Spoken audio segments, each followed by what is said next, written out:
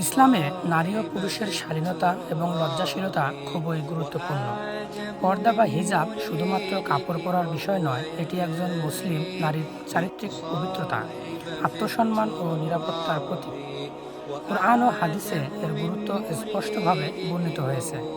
আল্লাহ সুবহানাহু ওয়া তাআলা পবিত্র আল কুরআনের সূরা আহজাব ৫৯ নং আয়াতে বলেছেন, হে নবী, আপনি আপনার স্ত্রীগণ, কন্যাগণ এবং মুমিন নারীদের বলুন, তারা যেন নিজেদের উপর চাদর ঝুলিয়ে দেয়।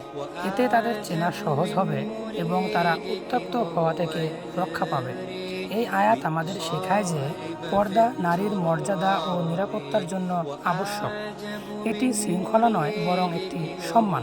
রাসূলুল্লাহ সাল্লাল্লাহু আলাইহি সাল্লাম বলেন, যে নারী আল্লাহ ও কিয়ামতের দিনে ঈমান রাখে, সে যেন মাহরাম ছাড়া সফর না করে।